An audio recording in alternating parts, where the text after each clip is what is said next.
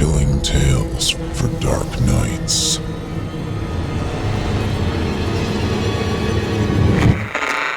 Want to make sure you never miss a Chilling Tales for Dark Nights video again?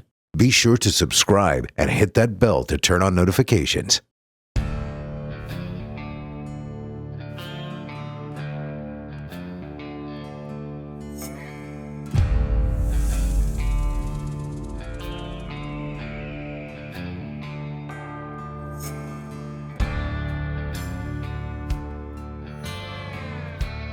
Welcome, friend. It's July 19th, National Flight Attendant Safety Day.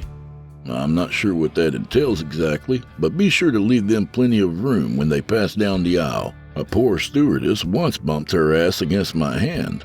Luckily, no serious injuries. True story, Chester. Those old fly-to-friendly skies with Pan Am days are over. In any case, let's head inside. That's where I keep my smokes. That's better. Almost as nice as simplyscarypodcast.com. Did you know for as little as $5 a month you can get their entire catalog dating back to 2012, ad-free and available to download or stream? Sign up as a patron today. And if you happen to pass by patreon.com/DrewBlood on the way, well, pop in and say hi. All right, y'all, smoke 'em if you got 'em and drink those glasses to the bottom, 'cause your old pal Drew Blood has a tale to tell. And tonight, our tale comes courtesy of our very own Geoff Sturtevant. This one delves into a surrealized version of the Orient to explore the mysteries of exotic cuisine. So without further delay, from old cue ball head himself, I give you The Relativist.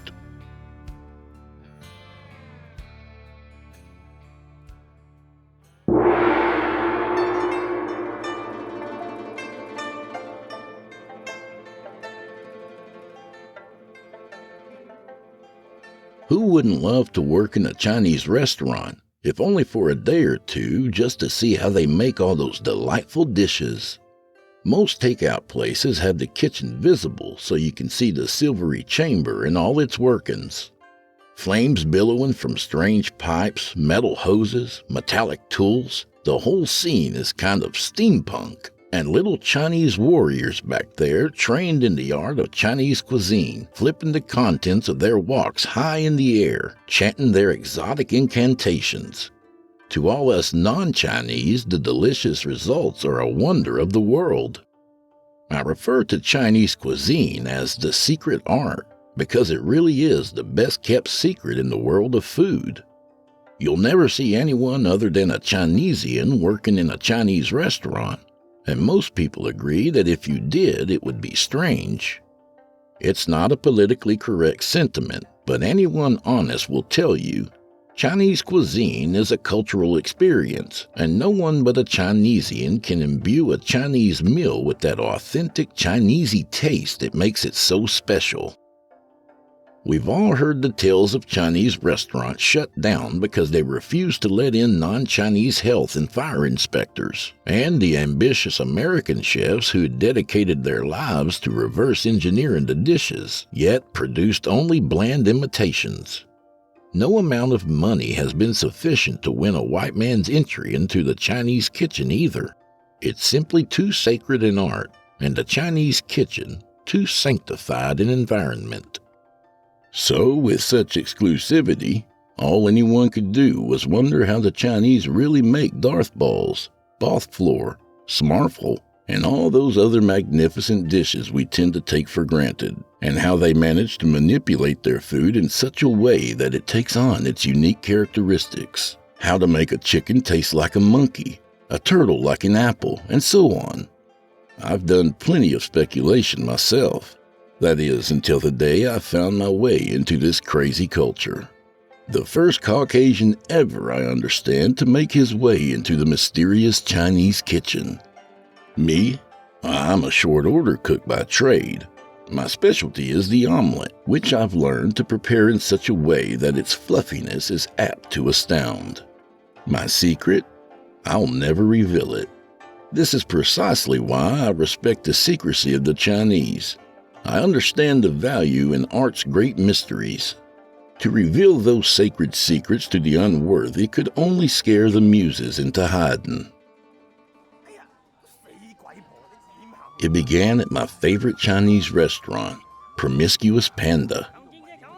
The proprietor, Ben Quat, was gauging the satisfaction of the lunch patrons when I inadvertently pleased him by complimenting his shoes. They were orthopedic shoes, as most Chinese wear, but polished to a fantastic sheen. "Those shoes are really something," I said. Pardon? Ben said. "A quite fetching set of shoes. They suit you well." Now, the word fetching happens also to mean classy in Chinese. In China, a civilization organized by class differences, it was a high compliment to be called fetching. Ben's morale had been low that day, and my kind words were enough to lift him out of his funk. He had been perfectly primed for such a compliment. Thank you, Ben said. He smiled warmly at me. To those unfamiliar with the Chinese smile, it would have appeared that the lid of Ben's skull came unhinged, flipped open, and exposed his pulsing green brains. The Chinese smile is kind of funny. I'd heard plenty of Chinese jokes about how we smile too. They think it's awful strange how we reveal our teeth. As a relativist, I understand the humor from either side. They are orthopedic shoes, Ben said. Designed to prevent toe spraying. My arches tend to collapse from years of fast-paced work on slippery kitchen floors. After a while, the foot itself turns to pancake in all directions. This wonderful American innovation has saved me a great deal of dignity. It pleased me to hear that Ben wasn't too proud to appreciate American ingenuity. Many Chinese shun practically everything American. "How are the orthopedic shoes in China?" I asked. There are none, He said.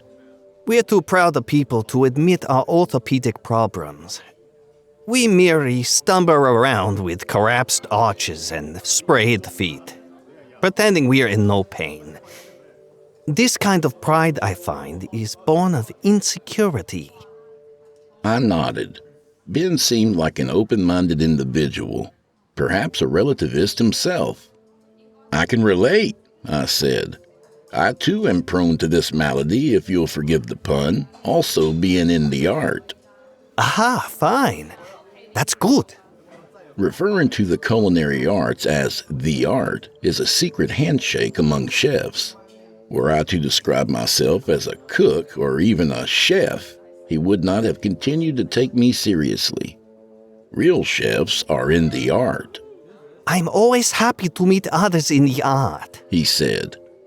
His skull had closed, concealing his brain, but contentedly wobbled on its chitinous hinges. He politely examined my plate. And I'm happy to see you decided to try the confounded shrimp. Tell me, what do you think? I hadn't tried one yet. I admit I'm a traditionalist when it comes to Chinese food. The confounded shrimp did look delicious, but here was my hang-up. There are no shrimp in China. Chicken, yes, or at least a very similar animal. Cows, yes, albeit twice the size. Fish, sure. They breathe air and fly, but in most respects they certainly are fish. But there is no animal even remotely similar to shrimp. This made the dish a contemporary, and thus a controversial one. Not normally my thing. "I normally stick to traditional dishes," I said, "but they do look delicious." I too hold traditions in high regard. Ben said. But don't forget, all things were at one time new. I tried a shrimp. Not surprisingly, it was as delicious as it looked. "Boogie woogie shrimpy wimpy flagnet," I said, Chinese for this is the most tasty crustacean I've ever set teeth to. Ben lifted and dropped his penis on the table. A Chinese hats-off gesture. New dishes are slow to gain acceptance. Shrimp is a new hobby of mine. I've been careful to treat them with all due respect to Taiping tradition. I'm glad you like it. Although I've been calling Ben by name, I hadn't at this point known his name. And he hadn't known mine was Claude. I hadn't known my own name was Claude until 6 months earlier. I'd had it changed in order to sound more sophisticated to my peers in the art. It was for this reason, too, that I learned Chinese, by listening to instructional audio discs in my car. So we shook hands and he told me his name was Ben Quat, Ben for short. And with that, we became friends. Kiefler in Ben's native tongue, for better or worse. 2. To name a Chinese restaurant, you need a noun and an adjective.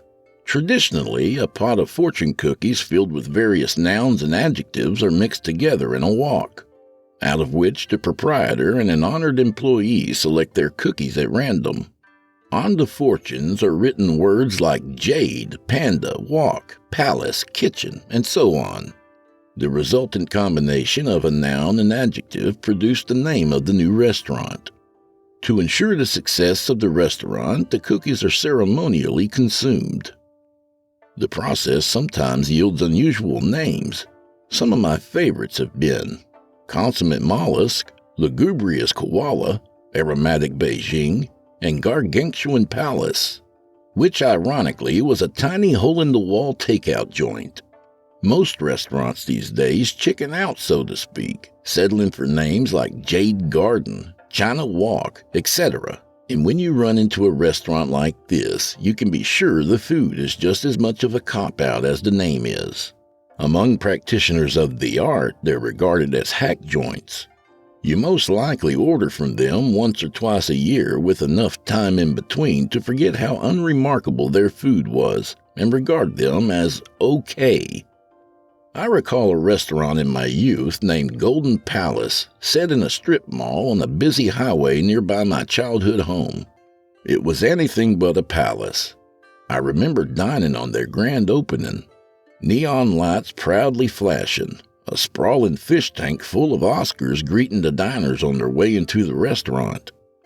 The food was unremarkable. I was too polite to say so, of course, but this was telling. Food that doesn't warrant a remark is the worst food there is. You would have to criticize it incessantly before you had it deemed unremarkable. And sadly, that's what it was. The restaurant spoke for itself. Weeks later, 3 of the neon letters had burned out, leaving Old Palace. I knew the sign was never to be repaired. Inside, the Oscars swam in a foggy soup of unfiltered water. The food, and I'm not proud to have tried it again at this point, was purely abominable. Still, I couldn't help but pity them. They must not have eaten the cookies. One day, as I was leaving Promiscuous Panda with a takeout order of delighted beef, Ben said he wanted to show me a secret of the Orient. I was obliged, of course. While I watched, Ben produced one of the takeout boxes, those fold-up waxy containers with the metal wire handles. First, he folded the wire in a way that it was easily removed from the rest of the box. He set the wire aside and began unfolding it. As it turned out, the construction of the takeout container was something like origami, and it was fascinating to watch it done in reverse. When he had finished, I couldn't believe my eyes. A plate. The takeout container unfolded into its own plate. I was astonished. After perhaps thousands of takeout meals, I said. How did I never realize that? Ben smiled and urinated a little on my shoe. It was the first of many revelations to come. I was enjoying an appetizer one afternoon when he visited my table with a new experimental dish of his called lucid chicken. Like many Chinese dishes, the head was still present, and its expression represented the name of the meal. I gave the dish a half-turn to admire the chicken's face, and I'll be damned if it didn't look just as lucid as a chicken could be. Great presentation, I said. I thought it would have been too forward to ask about the name. How they come up with these names is part of the mystery. As curious as I was, I didn't want to put him off by being nosy. The chicken watched me lucidly as I drew a bite into the hyperbaric flernix, the traditional dining implement of the Chinese with which I'd become quite proficient over the years. I wouldn't be caught eating Chinese food with a fork the way the provincial do. Satisfied, I took a bite. Any chicken would be delighted to be done such justice at the table. The meat was so tender it disintegrated with minimal mastication. It was just perfect. The tenderness of the meat, Ben said, can only be attained through a truly russet disposition. No amount of tenderization could replicate it. I nodded. It was yet another clue to the secret art. One I would never have heard if I weren't Kiefler with Ben. Ben sat down and we chatted over the rest of the chicken. Gratified as he was by his work, it was plain to see how tired he was as well. You can always tell a tired Chinesian by the way their antennae move, one just a bit ahead or behind the other, slightly out of sync, out of sorts. And it was no surprise Ben was tired. Running a restaurant isn't easy, and a Chinese restaurant may be the toughest type to run of all. Once you've committed to Chinese restaurant, He told me. you've all but hung up your hat.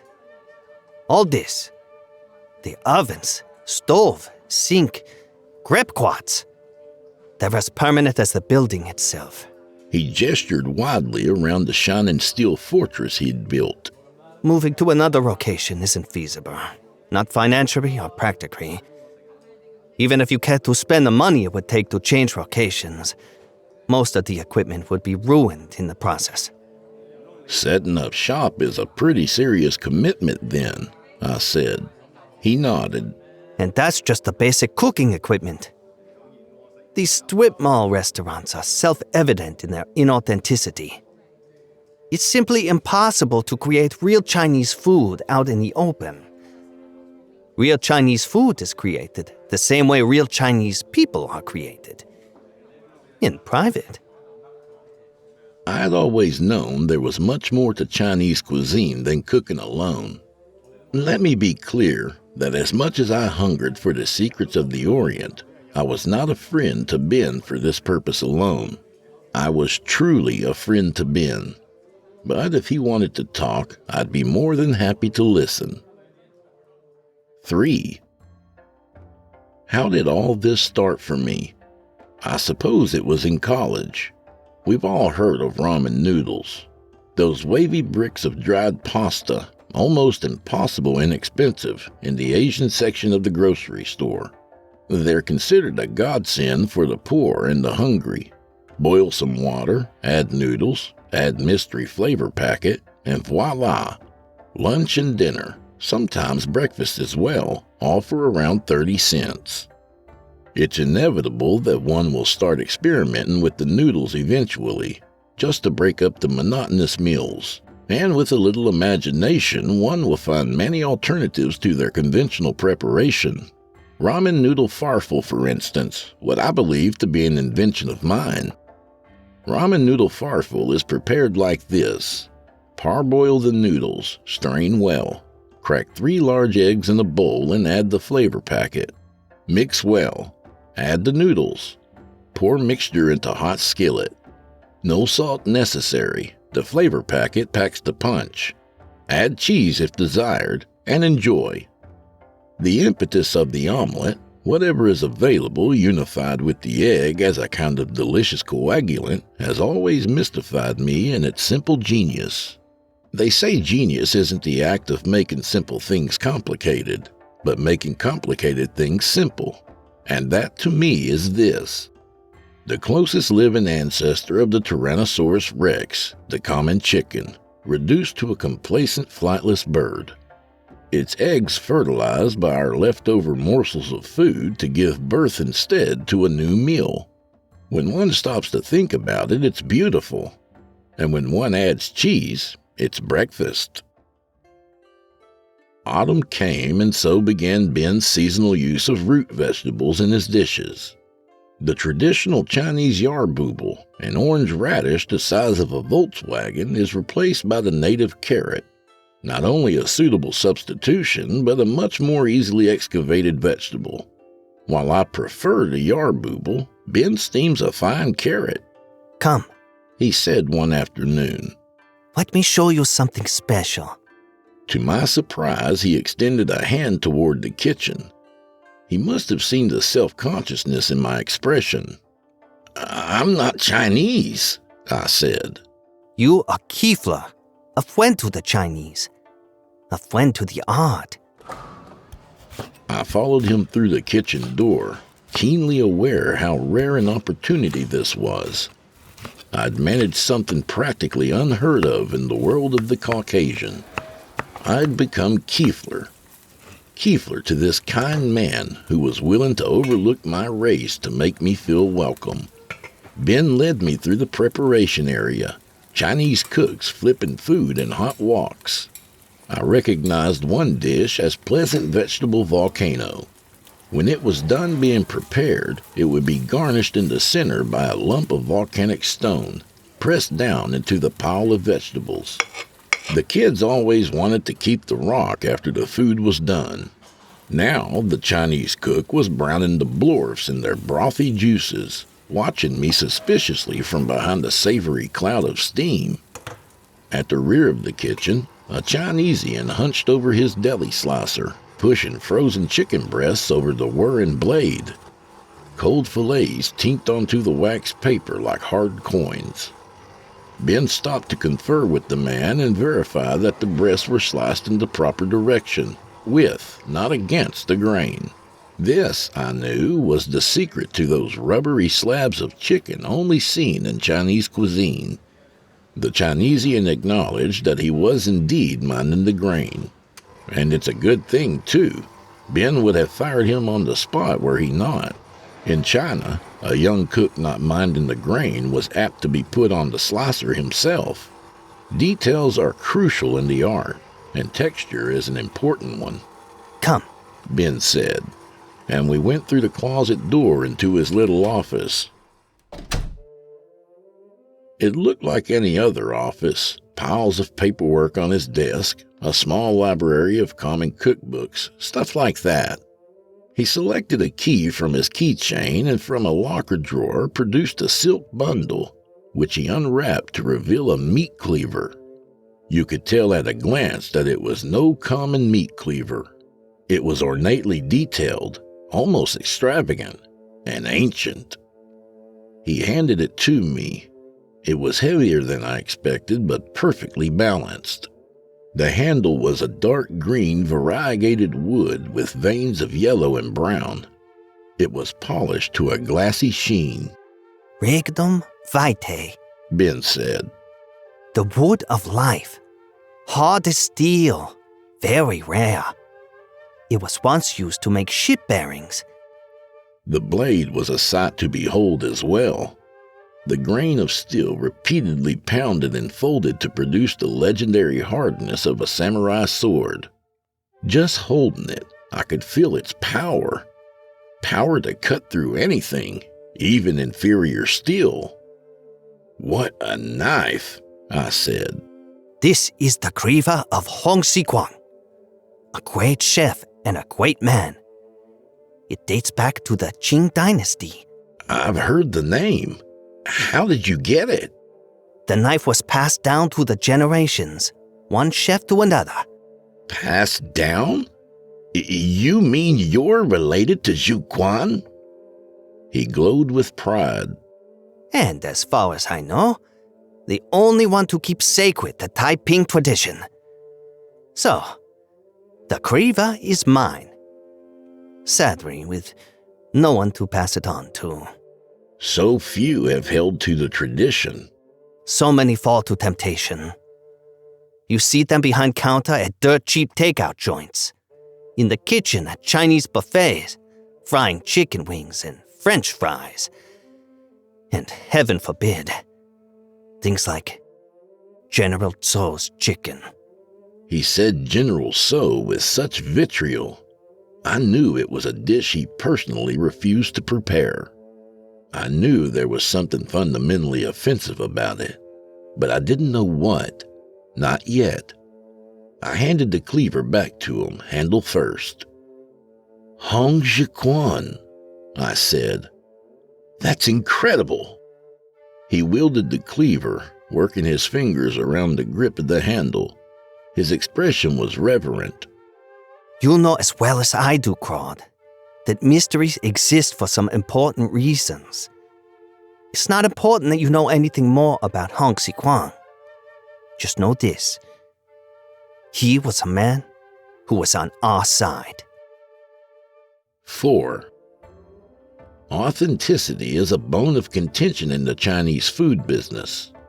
While some dishes resonate through the entire industry, even those differ substantially between the Americanized and the authentic restaurants. The Happy Family, for example, is one of the universal Chinese dishes you can find almost anywhere. It has a little of everything: shrimp, scallops, beef, pork, chicken, etc. A happy family. I know what you're thinking. Who exactly is supposed to be happy here? The scallops? These are sea creatures that would normally have nothing to do with each other, laying dead in the seared flesh of animals from an entirely different phylum. So whose family is happy? Well, yours, of course. The family holding the chopsticks. Unless, of course, you're adept at the hyperbaric pharynx. Ben had a system, a traditional and secretive code he followed that was vital to the authentic cuisine he prepared.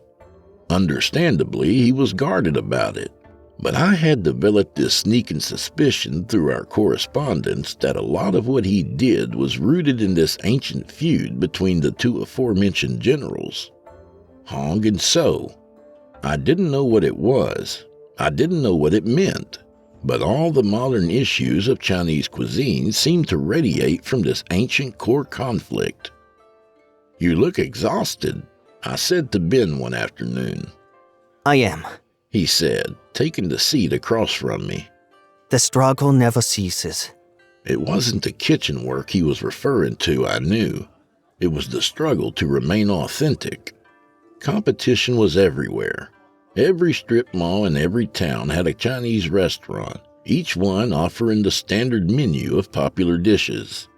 Most set aside their cultural integrity to offer popular American variations of their coveted cuisine, drenching meat in glort and frap sauce, where no such things even exist in China.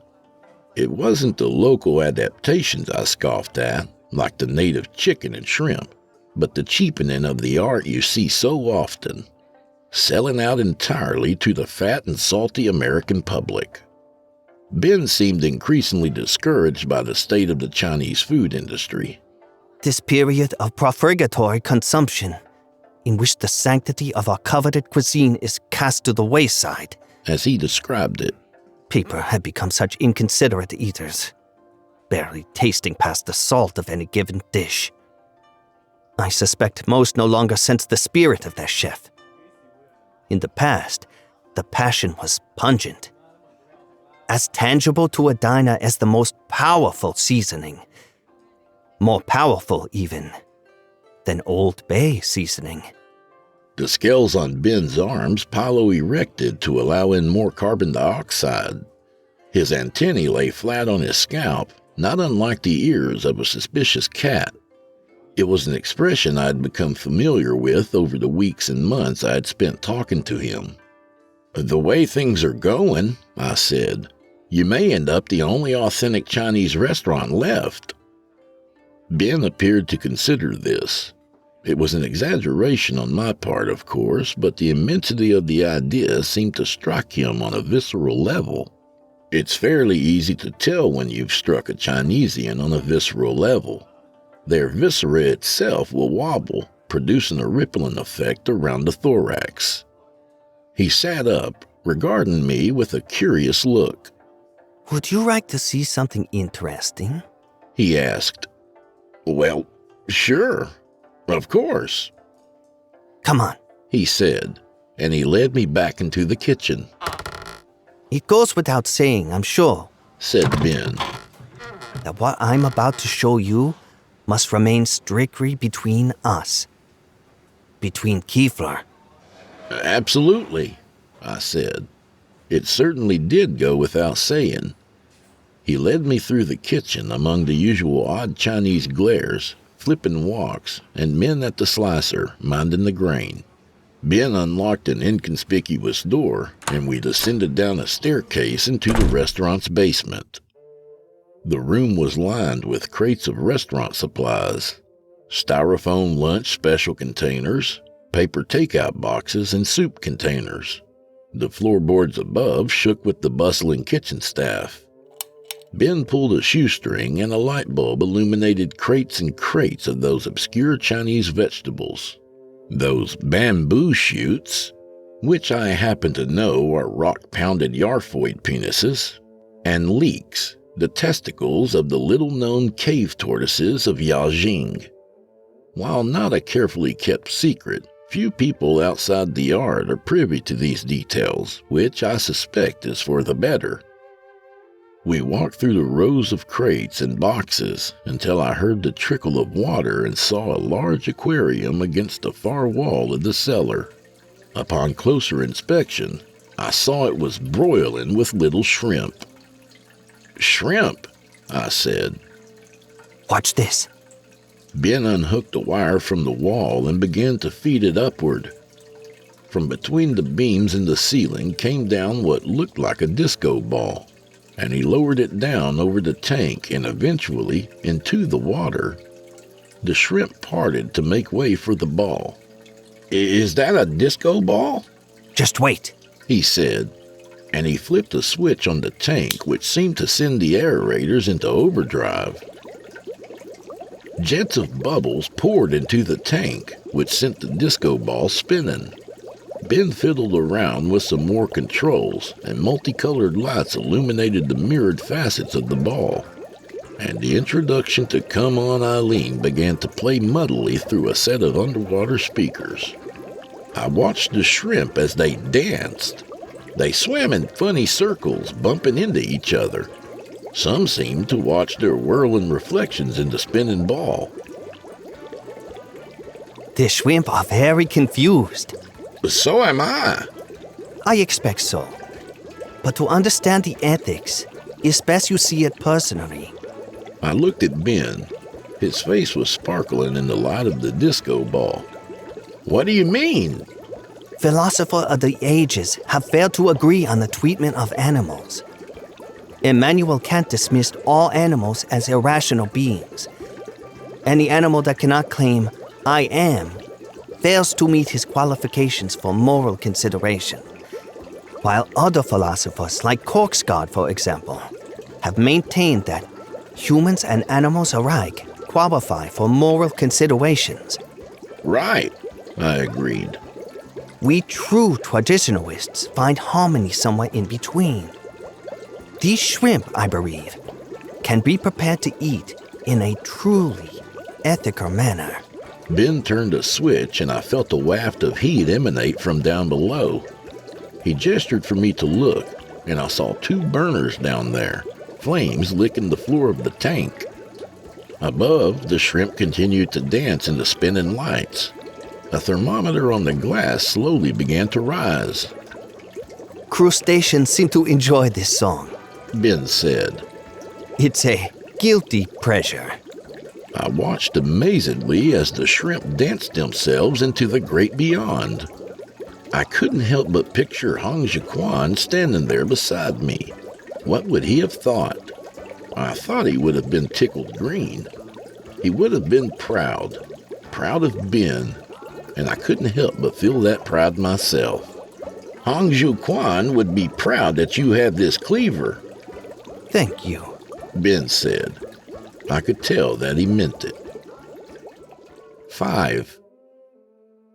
Every culture's cuisine has its own particularities, some of which are delicious to every palate, and always those which require an acquired taste to enjoy.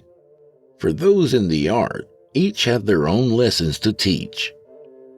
In some parts of Africa, it isn't unusual to happen upon a meal of human meat, often prepared in bite-sized pieces on a skewer. A relativist myself, I steer clear of judging the ethics of other cultures' food preparation. Perhaps African people are delicious. Perhaps it's an acquired taste. The strange frozen people of the Arctic, who arrived thousands of years ago from outer space, have since discovered odd ways to consume our fish. They cover them in salt and bury them in the ground for months, until they are suitably ravaged by rancidification to eat. Likely this is an acquired taste. Beverages, too. Take the Russians' preferred beverage, vodka. Here in America, it comes in a bottle. Glass mostly, but plastic, flask-shaped bottles for those on the go. But in Russia, you can get your vodka in a pull-tab can. With this can, which is opened once and cannot be closed again, comes the implication that the entire amount of vodka therein is to be drank in a single sitting. Russians, of course, are made of a stiff cartilaginous material which needs to be constantly emulsified to enable movement. Also, they get very cranky. Our relationship with China is far more involved than our appropriation of their exotic cuisine. The Chinese discovered that they were able to hypnotize Americans with not only their food, but by the proliferation of little plastic things. Around our city ports, you can see the towering piles of shipping containers rustling away in shipyards, each painted with the indiscernible names of the Chinese export companies that feed our insatiable American profligacy. Thousands of metric tons of lead-tainted, poison-dyed, petroleum-based byproducts for our amusement. We give them to our children after a dentist appointment, load them into goodie bags after a birthday party, hide them in boxes of sugary cereal. We include one with every plasticine hamburger and fries in our popular restaurant chains. We collect them in the forms of little colored cats, dinosaurs, monsters, and superheroes. We load them into large plastic tubs with little signs that say bargain bin. They always seem to be coated in a micron-thin layer of strange grease, which, along with their conveniently small sizes, makes them irresistible for children to put in their mouths. Sexual deviants, I have often heard, sometimes screw them into their rectums, often requiring hospitalization. With modern technology, the Chinese were soon able to integrate basic electronics into their addictive little gadgets, and before long they became little robots. Plastic dinosaurs that roar, plastic cars that roll, tiny plastic radios that can pick up close-by transmissions, etc. In time, children found themselves uncompelled by any toy without batteries. Since the Chinese made these too, the system strengthened, and America's hypnosis with China continued to deepen. It's the equivalent of a fast-acting drug, a principle forged long ago in the Chinese opium dens, and applied now to both the food and little plastic things of everyday American life. It's an acquired taste. I'd been eating exclusively at Promiscuous Panda since the day I met Ben. The food was as good as Chinese food got. There was really no reason to go anywhere else. I began to wonder if I might have unacquired my taste for standard-issue American Chinese food altogether. It was the way Ben seemed so offended by General Tso's chicken that had brought the thought to the front of my mind. Having eaten only at Ben's restaurant for so many months, it had been a long time since I had ordered the dish. As I've said, Ben refuses to prepare it, and he'll have nothing to do with it. When it comes up in conversation, he is quick to change the subject, and now I found myself craving it. The dish is named after General Tso, a Qing Dynasty general. According to the Hunanese story, the general conceived the way to turn chicken into these magnificent, chewy little balls, but would not disclose his secret to anyone. The dish to this day remains largely a mystery. All we know for sure is that it is delicious. I felt a little guilty walking into Magnificent Walk to pick up my order that night, like I was somehow cheating on my friend Ben, especially after all the privileged information he had entrusted to me. But I just had to have some General Tso's, and Magnificent Wok was known for theirs. Magnificent? Perhaps not that good. But when you're frying anything in a hot wok full of frap liver oil, you're sure to enjoy your dinner. I took my order to go. At home, I unfolded the takeout containers the way Ben had showed me. Proud of myself, I dug in. The chicken was indeed terrific, just like I'd remembered it, authentic Chinese or not. What was it about this General Tso's that was so offensive to Ben anyway? The sauce? The chicken itself? I just couldn't figure it out. By the time I had eaten half of it, a terrible idea crept into my mind. I sat staring at the remainder of the General Tso's, my curiosity in a battle with my sensibilities. It is unquestionably wrong to dissect a piece of General Tso's chicken, especially for someone in the art. It is beyond bad form. It's fundamentally offensive. If one were caught doing such a thing in a Chinese restaurant, he would be immediately ejected, his meal forfeit. Normally, such a notion would never cross my mind, yet here I sat, staring at the remainder of my food, suddenly desperate to delve deeper into this mystery in which I had no business meddling. My curiosity always gets the better of me. I dug out my old magnifying glass and a set of X-Acto knives. Sitting back at the table, I took a pointless look around the room to be sure I was alone. Of course I was, and with both excitement and embarrassment, I positioned the magnifying glass in its stand, selected a large piece, and looking through the glass, began to cut into it. What I found under the rippling layers of fried batter didn't answer any of my questions, however, only baffled me further. Inside was not a simple chunk of meat the way you'd expect to see inside most dishes of the type, but in this case the word battered seemed to have dual meanings. It was twisted, contorted, tortured, frozen into strange attitudes. I'd never seen anything like it. Was this a certain part of the chicken? Did this have anything to do with the fact that Ben found it so offensive? I decided not to finish the remainder of my meal.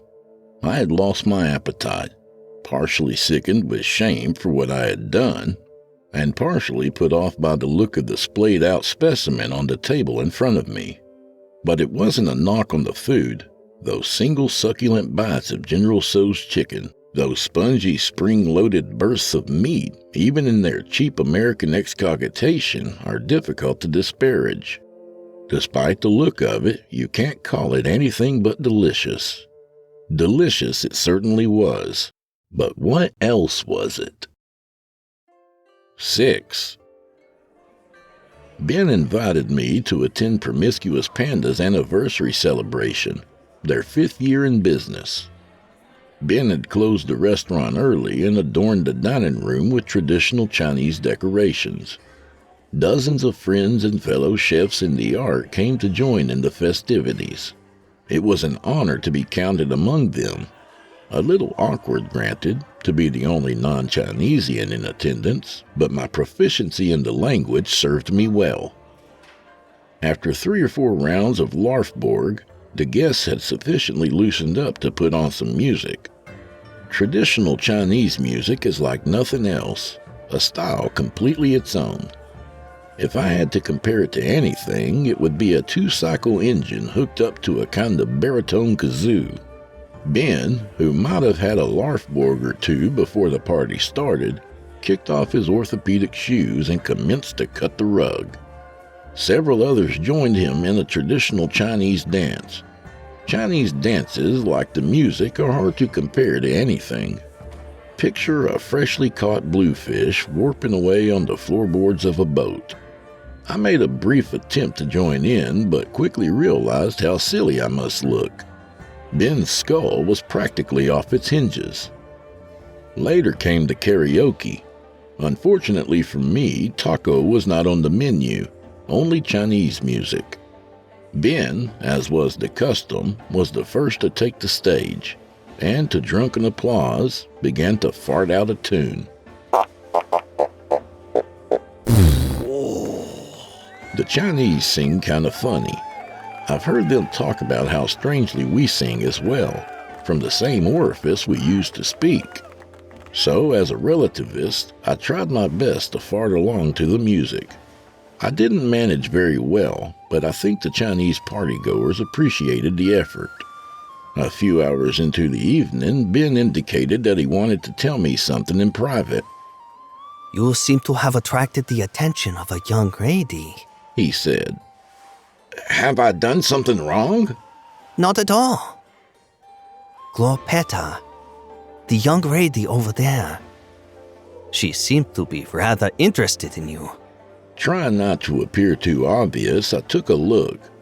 There she was, sitting by the condiment bar. A fairly attractive girl, at least I thought she was. Sometimes it's difficult to tell. Bright green scales, fairly symmetrical antenna, uncharacteristically good arches. How do you know she's interested in me? Chinese chefs make especially good use of body language to communicate in the kitchen. Over sizzling woks and through billowing steam, the staff must communicate by many methods. Glorpeta's body language I can read as clearly as any recipe. And this recipe, I suspect, is a passion. Are you sure? Ben made a heart with his antenna. Positive. Talk to her. You'll see for yourself. Submitting to Ben's urges, I introduced myself to Glorpeta and joined her near the condiment bar.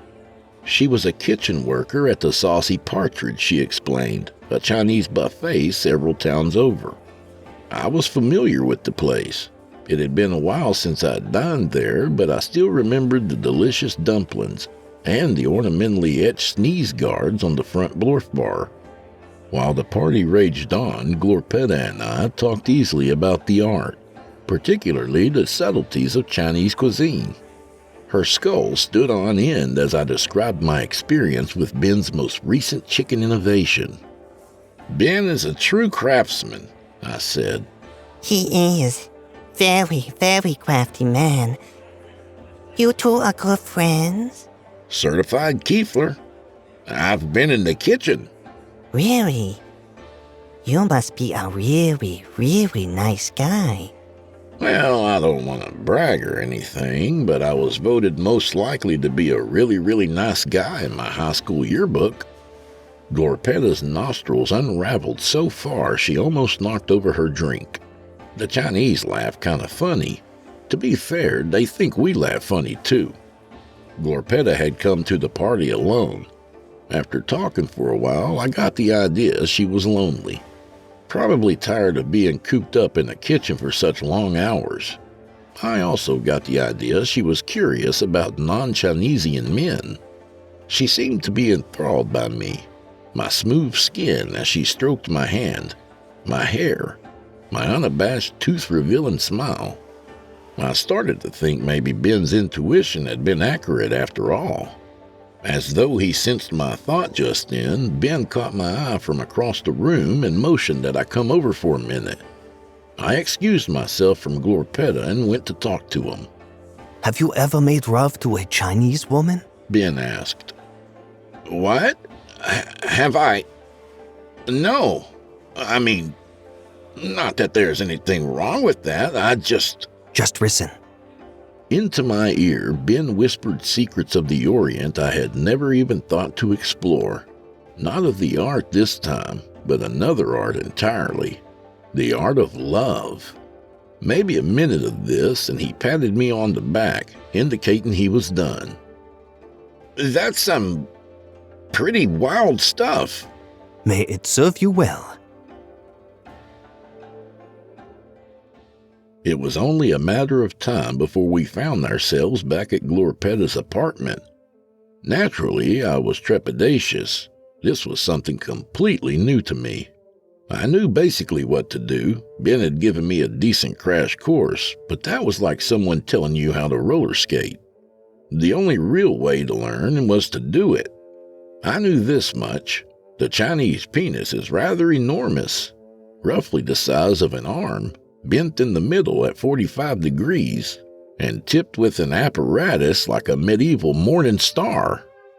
Obviously, I was ill-equipped for the job to follow, at least in the customary sense of things. But what I did have was an arm, and as Ben had explained, I could certainly bend it at 45 degrees. Now, anyone who knows me will tell you, I always tell the truth, and I never exaggerate. So when I tell you her scales were as smooth as a Komodo dragon's, you can believe every sultry detail. For the sake of tastefulness, I won't describe the act that followed. Only her winding, scaly gyrations, powerful and snake-like. Her soft breath, hot and acrid as the Venusian atmosphere. The pheromone-laden secretions of her freshened loins. The pervasive fragrance of microwave popcorn, burnt bacon, and the lotus flower. We lay together afterwards, the post-coital bond embracing us in an ethereal mist. I wasn't satisfied in the conventional sense, but fulfilled in a deeper way, a more cultural satisfaction.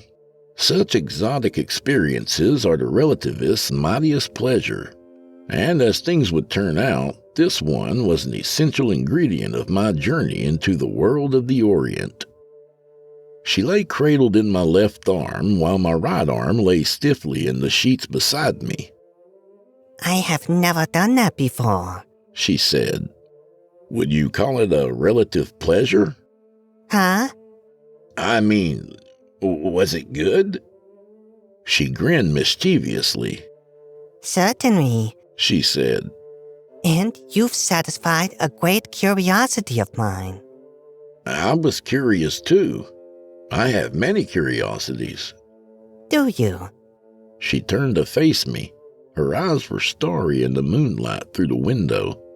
What else are you curious about? What can you tell me about General Tso's chicken? She seemed confused.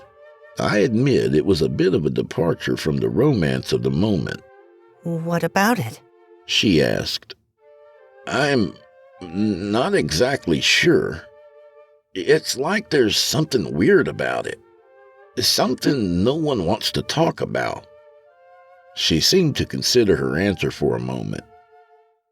For those who hold sacred the tradition? For those who hold sacred the art? The general has no part. She appeared uncomfortable as she spoke. I almost told her to stop, that I was sorry I asked, but my curiosity kept me quiet. All I can really tell you is this. There are limits to what we are willing to accept, no matter how open we claim to be. There are sacred things. There are abominations. Without both of these things, we cannot fully be human. And the general dwells within the realm of the latter. We lay silent for a while. I couldn't convince myself to delve any further into it, especially with the way my question had disturbed her so much. But naturally, my curiosity was only kindled. I think it was Confucius that said, "The satisfaction of the seeker is more ephemeral than a Larfborg buzz." 7. Armed with my proficiency in Chinese and my new insights into the art, I decided I needed to learn more about not only Hong Xiuquan, but hopefully General Tso, and his mysteriously antagonistic dish. To do so, I knew, I needed to delve into the past. There were only 3 Chinese libraries in the continental United States, the closest being in nearby Bethesda, Maryland, birthplace of Daniel Stern. I arrived at the Chinese sector of Bethesda amid countless suspicious eyes one sunny Monday afternoon. There were no laws against non-Chinese people being here, only the prohibitory glances from the locals to discourage them. Ignoring the looks, I made my way toward the Chinese library in the center of the Chinese Quarter. If there was anywhere I could find the answers I was looking for, I knew it was here. Inside the library, I felt like something of a spectacle, the locals all glaring hard as I passed by. Most stayed quiet, but some made their comments, incorrectly assuming that I didn't understand Chinese. Things like, "What in the world is he doing here?" and "Someone ought to show that man the door," and "Look at his perfectly perched arches." None of this did I take personally. Walking slowly, I scanned the spines of thick volumes in the shelves of the library's reference section. One caught my eye, a book entitled King Kong to Hong Kong, and I pulled it from the shelf. Perusing the pages, it wasn't long before I caught a reference to General So. I looked up and down the aisle to be sure I was alone. Reading further, I came to find that the general's full name was not So, but Sung Tang. The text made only brief reference to the dish that was named for him, but said something peculiar about it. Here's what it said. General So's chicken was perhaps Sung Tang's most notable incantation. Not his most notable conception, not his most notable creation, his most notable incantation. The words conception and incantation are similar in Chinese, and I didn't notice the difference at once, only that there was something slightly unusual about that particular paragraph. But when I opened up my English to Chinese dictionary to check, I realized what I had initially overlooked. I followed a citation on the same page to the back of the book, where I found the title of another book entitled Summons of the Orient, which I soon located in the same aisle. It was in this book, an ancient-looking leather-bound tome, that my walk into the mysteries of Chinese cuisine found solid footing, beginning with the lore of the mysterious Sung Tang. The Taiping Rebellion I read in the text was a war against the ruling Qing dynasty, led by none other than Hong Xiquan, a Hakka Chinesian and Christian, who believed himself to be the younger brother of Jesus Christ. He led the rebels who called themselves the Heavenly Kingdom of Transcendent Peace in a war that lasted 14 years and resulted in roughly 20 million casualties. Hardly peaceful at all, I thought. General Sung Tang, high-ranking noble and military strategist of the ruling Qing dynasty, led his army to stifle the rebellion. Sung Tang was reputed to belong to a secret Chinese society, translated in English as the Bloods of the Lineage. Though little was known about the elusive and exclusive cult, it was suspected by its symbology to involve the practice of an unusual Chinese brand of witchcraft. During the Long War, when rations became scarce, he was said to have performed unorthodox rituals to feed hungry Qing dynasty soldiers. Stories followed, some inventive of the biblical tale of manna falling from heaven. In these stories, however, the manna was said to seep from the ground like blood. A quote of General Sung Tang from the text seemed to add credence to Hong Xiquan's godly claim, and framed him as a fundamentally opposing force. Hong Xiquan, began General So's quote in Chinese, will soon find himself at the left hand of God. It was all the information I could find. No books that dealt directly with the subject, only occasional references to Sung Tang and his chicken dish, and no other references at all to the Bloods of the Lineage. After a Chinese lunch of dumplings and schmarf, I went back out to walk the streets of the Chinese Quarter. The locals all left me a wide berth, making their comments and keeping their distance on splayed feet, antennae suspiciously twitching. I approached the newspaper stand where the man inside the small hut had no real way to avoid me. I spoke to him in Chinese. "Sir, do you have any maps of town?" He turned to a display of magazines and newspapers and rooted out a pamphlet and handed it to me. Chinatown Bethesda, it said. $5, he said. Resentfully, I handed him the money. I figured he had added a Caucasian surcharge. Back at my motel, I searched online for information about the Bloods of the Lineage, on which there was surprisingly little. What I did find largely echoed the information I'd read in the library. A secret society about which very little was known. It looked like I'd reached a dead end until, on a whim, I clicked on Google Images and scrolled down a bit through the seemingly unrelated pictures. One picture got my attention. A seal. An encircled pentacle picturing a winged figure within, holding a skull in the talons of its feet. A rib cage in its left hand and a long bone in its right. Maybe a leg bone. I sat upright and clicked the image, entitled Seal of the Bloods, taking me to the site on which it was located. Unfortunately, the image was only a vestige of an abandoned domain. My luck. I sighed, looking for clues on the webpage but finding nothing. It was getting late and I wanted to go to bed. Frustrated, I closed the laptop and lay back on my pillow. It was only as I was slipping off to sleep that an idea shook me awake. I sat up and turned on my computer. Selecting the long web address at the top of my browser, I scrolled all the way to the end. There, after the / was my clue. Just the way I'd imagined it while I was drifting off to sleep. "I can't believe it," I said out loud. It read, Bethesda_Depot. I still have the fortune from my first fortune cookie. I carry it in my wallet. It says, always search for the truth. Not much of a fortune, I know. More of a piece of good advice. It's a piece of advice I can't help but follow to this day. Sometimes it's probably a better idea to be content with the truth that you know. In time, truth has a tendency to reveal itself. Bethesda Depot was a plain blocked building with the Bloods of the Lineage insignia painted discreetly on the bare metal door, barred windows, several smatters of graffiti by the sidewalk.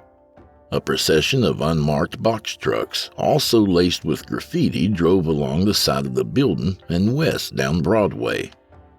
I stood by a nearby phone booth and watched the front door from the corner of my eye, waiting for it to open. Eventually it did. A small, well-dressed Chinese fellow with a briefcase hopped out and started up the street. I fiddled with the phone as if it had eaten my quarter, then hung up and followed him towards the square, making sure to leave a safe distance in between. You might be wondering what was I thinking at the moment. The truth was, I didn't exactly know. I didn't know what I meant to do either. I was just watching, following the man. I wanted to see what he was up to. Turns out he was hungry. I followed him into a dumpling joint and waited behind him in line with another 5 or 6 Chinesians. Standing close to him now, I saw the Bloods of the Lineage insignia was embossed in the leather of his briefcase. The smell of steamed cabbage and fried yarbooble actually made my stomach rumble, but it wasn't dumplings I was interested in. I was interested in what might be in the man's briefcase. He approached the counter and ordered in Chinese, 12 yarbooble dumplings, I heard. And when it was time to pay, he set the briefcase on the ground. My heart jumped. For a moment, I just looked at it. It was now or never, I thought. If I was going to do it, it would have to be now. I didn't give it another thought. I just grabbed the briefcase and ran. I heard shouts of exasperation behind me as I pushed through the door, but did not look back. And I was out on the street and running like my life depended on it. I headed west up Broadway, turning down a stinking alley, and launched myself up onto a dumpster and up and over a fence. Several cats scattered from around the leaky bag as I slalomed through the garbage. Finally, I came out on Washington Avenue near the corner of Wilkes. I walked now, trying not to appear suspicious. But as I neared the subway station, I felt a strong hand grasp my arm. "Stop!" The grip was like iron. I wasn't going anywhere. I turned to see a short, muscular Chinesian. His antennae were splayed back and his eyebrow had turned into a kind of asterisk, signifying dire seriousness. I don't know what you want with that case, He said in perfect English. but you don't know what you're getting yourself into. He snatched the briefcase with a strong hand and yanked, easily breaking my grasp. But in the process, the clasp released and the case fell open. Quickly, I grabbed for the fallen papers and got hold of a few of them, You don't know what you're getting yourself into! said the Chinesian. But I was already on my way down the stairs and into the crowded subway station. 8. The language barrier between us and China can result in some bizarre exchanges, but as far as wordplay humor, Ben manages comfortably. Have you ever seen an egg roll? He asked me. Sure, I said. Why? Watch your step. I laughed politely. Ben, I have to ask you something. I don't want to put you on the spot. We are Kefla. I know. I took the paper out of my pocket and unfolded it on the table. He looked down at it. He was silent for a moment. Where did you find this? It's not important, It is important. he snapped. Even though I never pushed Ben to share secrets with me, the truth was always lingering in the air. He knew it as well as I did. I was passionate about what he did, passionate about true Chinese cuisine, and I wanted badly to know its real secrets. Claude, He said, you're going to get yourself into trouble. Maybe worse. I understand if you don't want to help me. I really do, and that's fine. I just thought you might be able to tell me a little about this insignia. Why are you doing this? You really want to pursue this? You want to know that badly? I paused. More than anything in the world, I said. He knew I meant it. He sat down inside.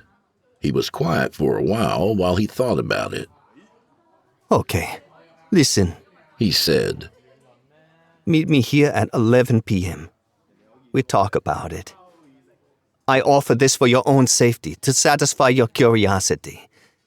But park in the rear of the building. Do not let anyone see you. Thank you. We are Kefla. I never thought it was possible for different races of people to become Kefla.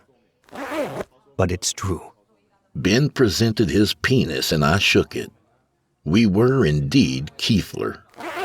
And tonight, he'd grant me more of the knowledge I craved so deeply. Still, his expression was uneasy. Claude, He said, just remember, always remember, only a fool would endeavor to fight a losing battle.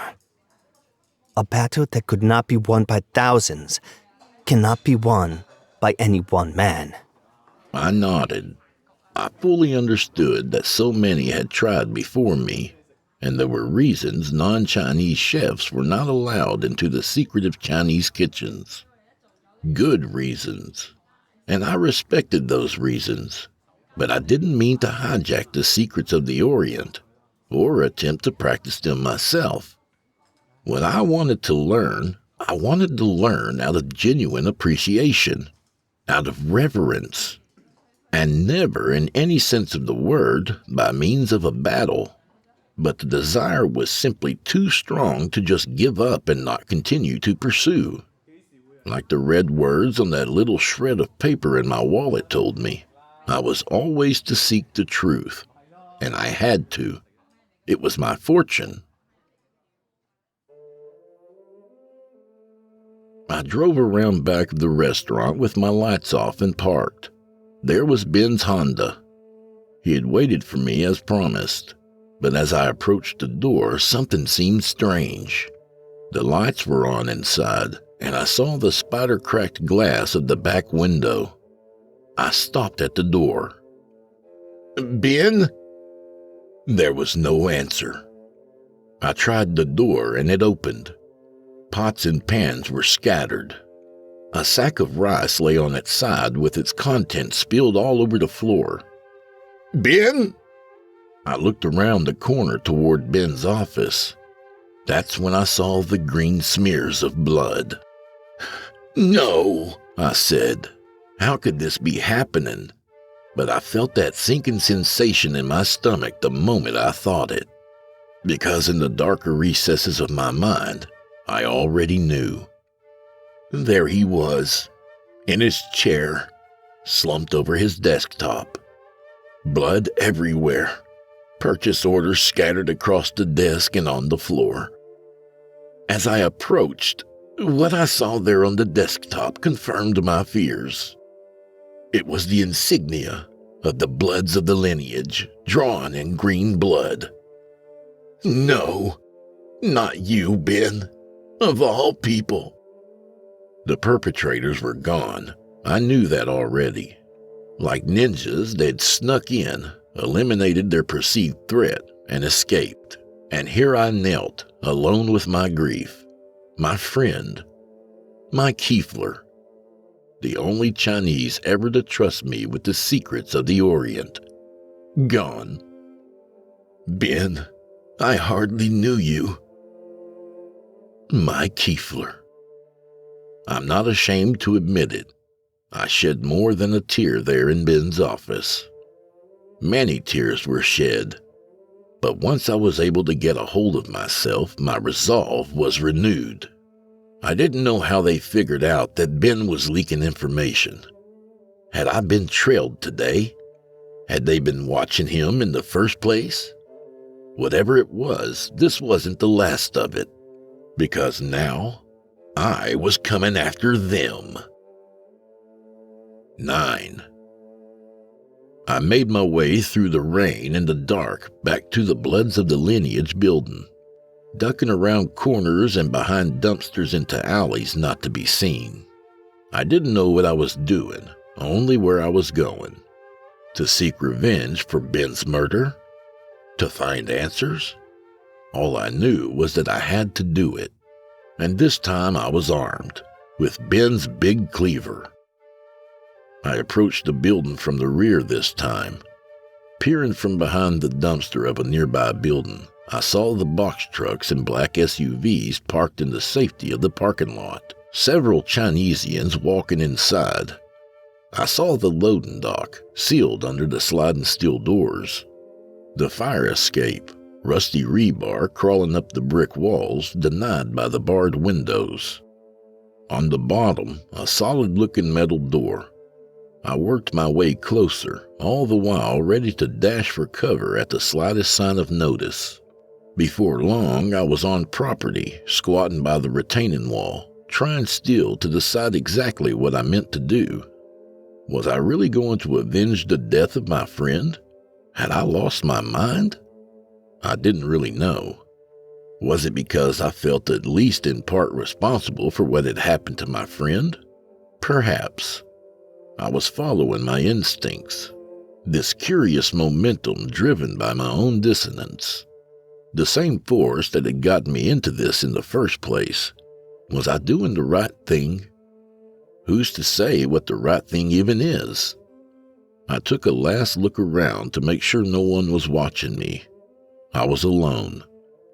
Quietly, I turned the knob and snuck inside. A long corridor lined with doors.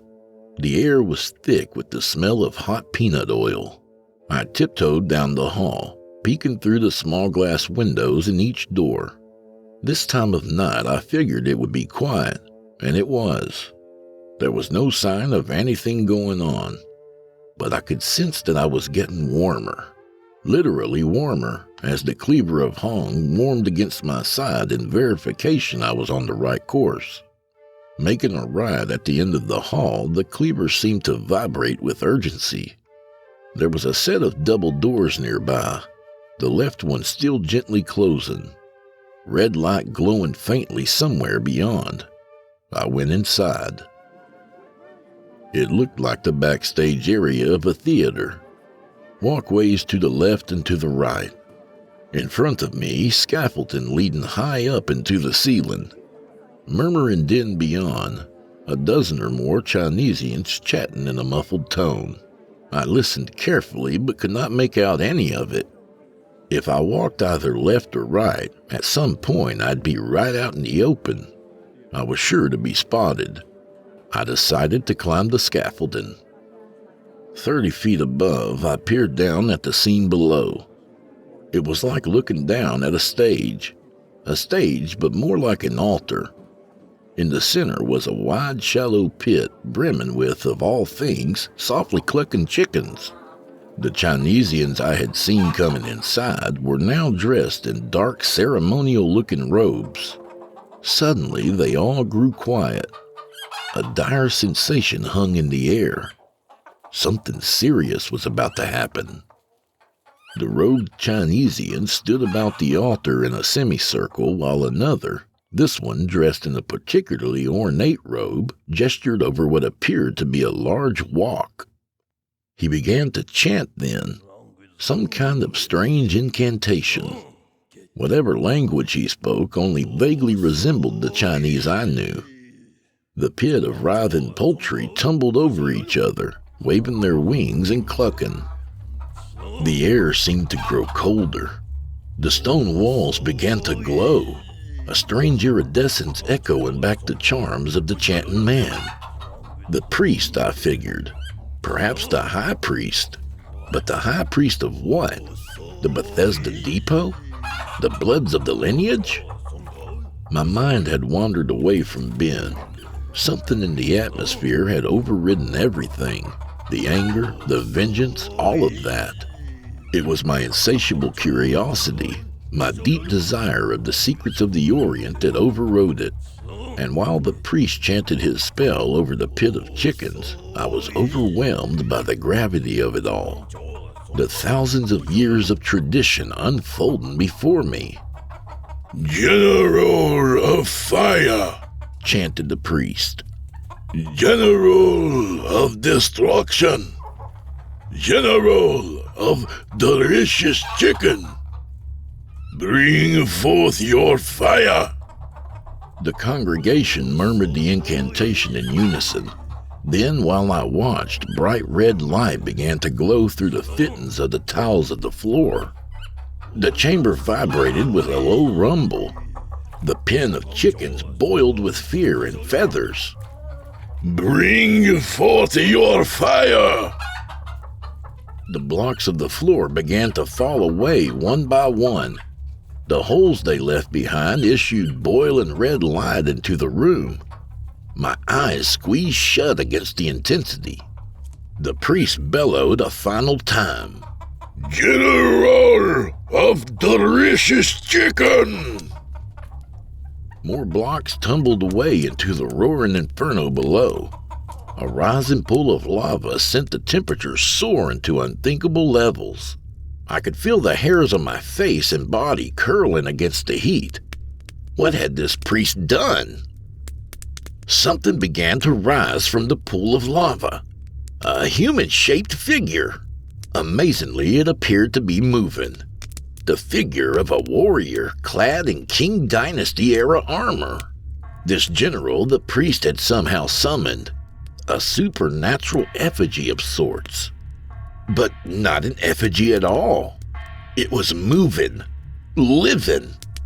It was a moment before I realized just who this general must be. This general of fire the priest spoke of. This general of delicious chicken. It was the general. General So. He stood resplendent before the congregation in the writhing pen of chickens. To be a chicken before General So, I thought. The horror, the humanity, the chickenity. I felt a strange vibration against my chest. I pulled open my jacket and saw Ben's cleaver glowing faintly blue.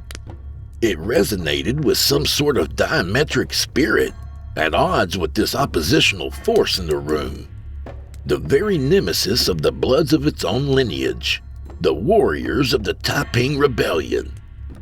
The specter of So uttered something unintelligible, a dirge of hellish babble, then bellowed a gout of white-hot fire, engulfing the pen of chickens. Instantly, the iron bars of the pen glowed white with heat. Inside was a whirling firestorm of poultry. The chickens panicked, colliding into one another, running in circles while their plumage disintegrated into blazing motes. The stench of burning feathers filled the chamber. When the flames receded, they left behind a frenzy of bald and frantic chickens. The fire seemed only to affect their feathers. How could this be? It wasn't over. The ghostly general raised his arms. From the pit below clawed a dozen little creatures, demonic little creatures. Humanoid forms glowing like smoldering coals, crawling on all fours. They slithered along the stone floor toward the chicken pen, then up and over the iron bars. The cleaver vibrated despondently in my jacket as though enraged, as though it were begging me to intervene. But what could I possibly do? Just before dropping into the mass of chickens, one of the little demons turned and looked right in my direction. Its eyes were bright orange spots. I saw in its tiny grin a row of piranha-like teeth. For a mere millisecond we locked eyes. Then it turned away and dove into the pen. They bit the chickens, spit out chunks, teased them with jabs of their claws. Chickens fell to pieces with a cacophony of clucking. The floor was strewn with hunks of flesh and meatless chicken carcasses, swimming with blood. This went on for minutes. Satiated, the demons withdrew from the pen. One after another, they went head first back into the hole and back into the depths. The congregation watched reverently, beads of perspiration dripping from their faces. The general wasn't through. It breathed another gout of fire, this one bright red and hottest of all. Even high above the rafters, the heat was close to overtaking me. The meat in the pit below sizzled, twisting and shrinking into sizzling, blistering little nuggets. Clouds of steam billowed up to the rafters, carrying the rich scent of cooking meat. The smell was unmistakable. General Tso's chicken. Helplessly and disgusted at myself for it, I began to salivate. The heat finally receded. The worshippers bowed low before the floating demon. The priest reached into a satchel and ceremoniously scattered a handful of something onto the smoking pile of meat. Though I was too far above to see it, I knew what it was. Sesame seeds. With this, the general began his descent back down into the fiery abyss. The congregation remained bowed as it returned to wherever it came from. I had a pretty good idea just where that was. And if the heavenly kingdom of transcendent peace were still in existence today, I think they would have agreed with me. When the demon had gone, the blocks rose again to reassemble the temple floor. Before long, it was as though nothing had happened. The Chinesians entered the pen with spatula-like tools to pry up and collect the sizzling morsels of General Tso's chicken. As fresh as they come. I crouched motionlessly on the rafters until the congregation finished and left the temple. Had I come here for revenge? Had I come here for answers? I'd just borne witness to what no non-Chinese man, in the art or not, was ever supposed to see. A ceremony Ben had shunned, same as General Hong had, and the heavenly kingdom of transcendent peace had. Was this revenge enough? Or had I chickened out, so to speak? Something in the cleaver, whatever force it contained, provided me right then with my answer. It filled me with a sense of easiness for the moment, of pacifism. There had been enough fighting, enough warring during the Taiping Rebellion to satisfy both forces 100-fold. Whatever force I had witnessed tonight, and the resistance, whose spirit dwelled in the blade, and now in me. Maybe there were some bits of this secretive culture I was better off not knowing after all. How they make General Tso's chicken, for one.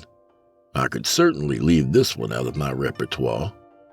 I understood now why Ben refused to even speak about dishes like these. These were the dishes of the dynasty.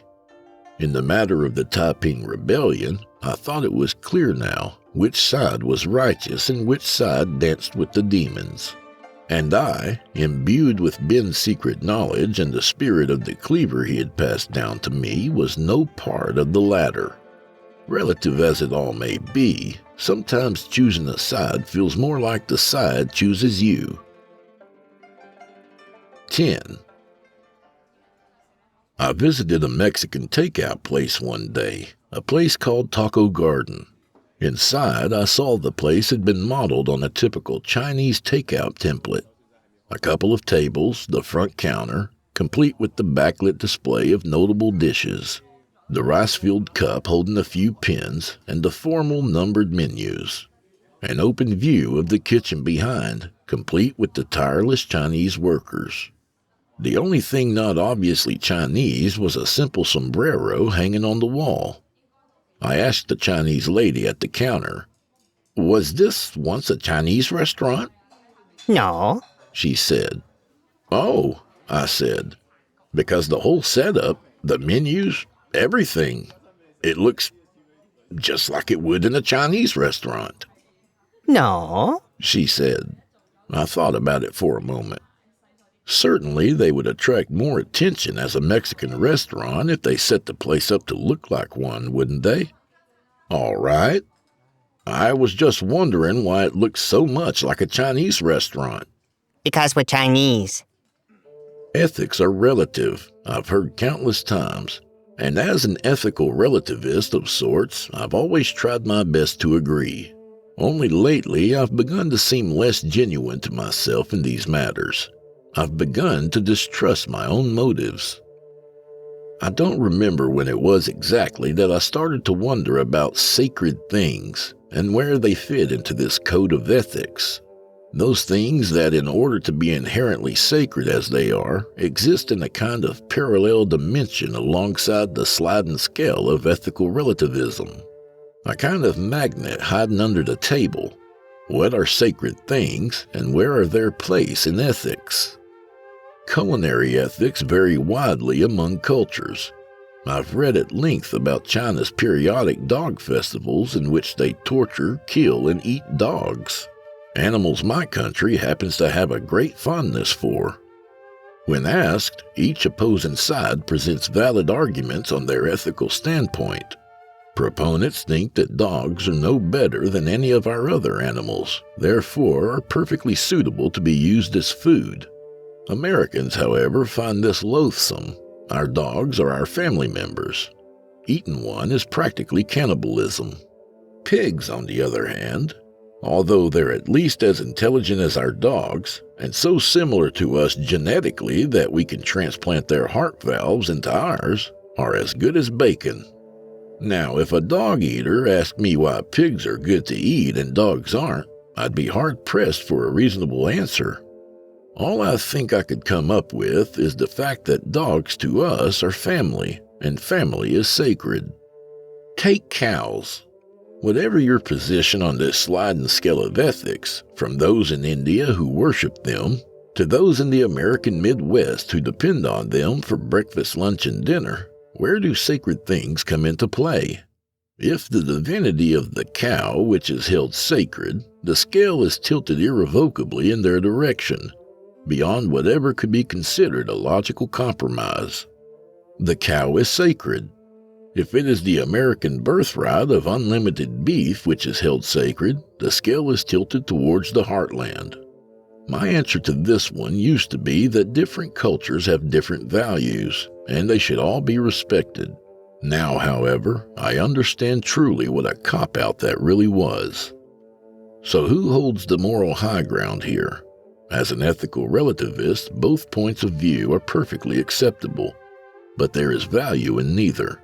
Only a passive acceptance of everything. No moral high ground, no conflict, nothing worth holding sacred. Sure, I see their point. If I had remained passive myself, if my own passion had not been kindled, I may never have been drawn into the bowels of the Dark Orient. Perhaps Ben would still be with us. Perhaps things might even have turned out better. But how dispassionate an existence without sacred things. Sacred things are the knots in the rope with which the planetary game of tug-of-war gives incentive to keep pulling. Without it, I suspect we'd all just drop the rope and live in relative complacency. There would come of it nothing exceptional. The world would lose its momentum. Eventually, it might stop spinning altogether. If sacred things are a natural force, it would make sense that sometimes they choose us. When Ben's lawyers contacted me with the details of his will, it was a lot to absorb at once. Even for Blarfbat Yongtwoff Esquire, whose precarious cranial hinges betrayed his attempt not to appear dubious, couldn't quite come to terms with it. A Caucasian man, he must be thinking, the new owner of an authentic Chinese restaurant? A place he had no business beyond the counter of to begin with. And now the owner? Truthfully, I was as baffled as he was. He made these amendments to his will the day before he died. Yongtwoff told me. To be completely honest, I was initially suspicious. I understand, I said. Of course, you've been cleared of any wrongdoing, and I trust Ben Quat's judgment. He is, of course, a man of good taste. The Chinese and their puns. I walked out of the lawyer's office with the key to Promiscuous Panda and all the paperwork, everything in my name. It was final. It was the way Ben had wanted it.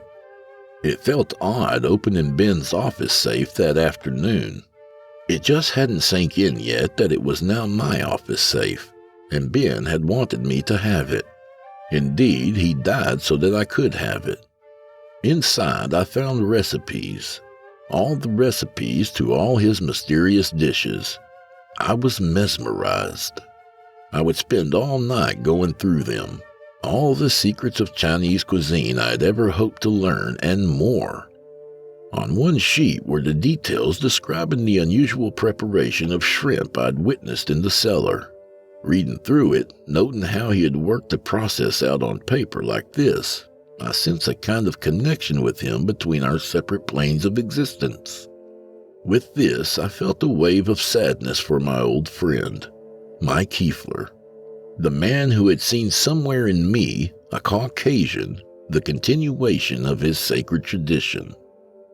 "I won't let you down, Ben," I said aloud. In verification, the cleaver of Hong glowed warmly on the desk. Ben was with me.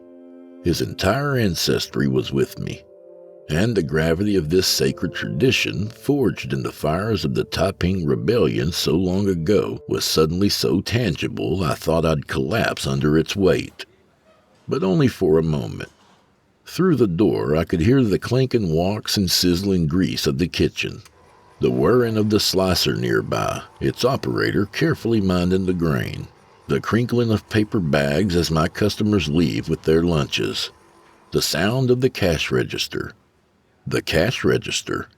What a sound that was. As if all this isn't enough, I'm actually getting paid for it? The battle Ben had been entrenched in all these years was clear to me now. This was the secret scourge he had been at odds with, the unethical preparation of food, the object of the great war so many Chinese had fought and died for. While Ben would have preferred to massage a chicken to death, his counterparts opted to summon demons from the depths to broil them with hellfire.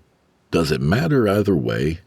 By lunchtime, all people are worried about is whether an egg roll was included in the lunch special. Are they good? Are they bad? Or do they do what they do because they're Chinese? Perhaps I can still be a relativist in some matters. Perhaps. But some things are sacred. They must be. Why not hold on to them? To those agents of the status quo, to those hell-bent on harmony, I say keep your unexceptional things. As for me, I carry the cleaver.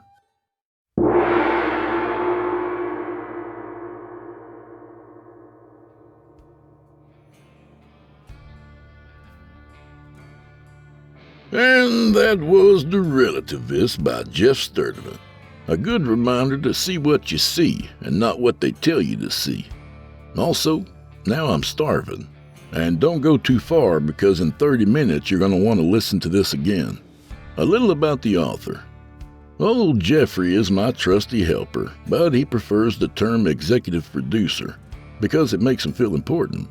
If you'd like to brighten his day, he'd love you to buy his audiobook, Bump. That's B-U-M-P.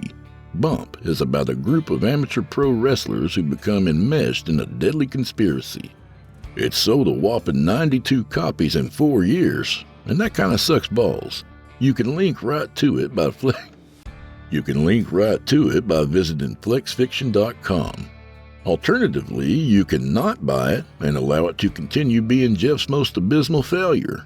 Your call. Thank you, Jeffrey. And do old Drew Blood a favor, would you? Subscribe to his podcast wherever you do your listening and leave him a 5-star review and a kind word, even if you're listening on YouTube. He needs soldiers on all fronts to win this battle, and he appreciates it. To hear a premium ad-free edition of tonight's and all the other episodes, visit simplyscarypodcast.com today and click Patrons in the upper menu. You'll find yourself at chillingtalesfordarknights.com, where you can become a patron for as little as $5 per month and get access to their entire audio archive, all ad-free and available to download or stream. Thank you for your time and for supporting our sponsors. When you support our sponsors, you support this show.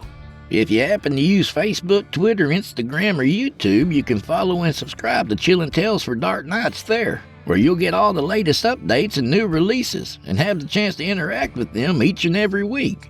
Oh, and you can find Drew Blood on Facebook and Instagram, and sometimes Twitter. The Drew Blood's Dark Tales podcast is accepting submissions, friend.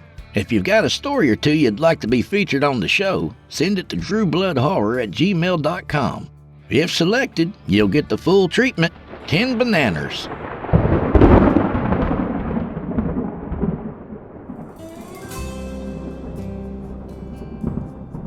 Well, I'm afraid this is where we part ways, at least till next week. So grab a drink for the road, friend. And if you're one of those airline attendants, mind your safety, or at least keep your ass off my hand. I'm not a piece of meat, you know. So may the wind be at your back, and may the road rise up to meet you. Hey, if you're gonna get your ear pierced, do it with style. Otherwise, go fuck yourself. Oh boy. Good night, y'all.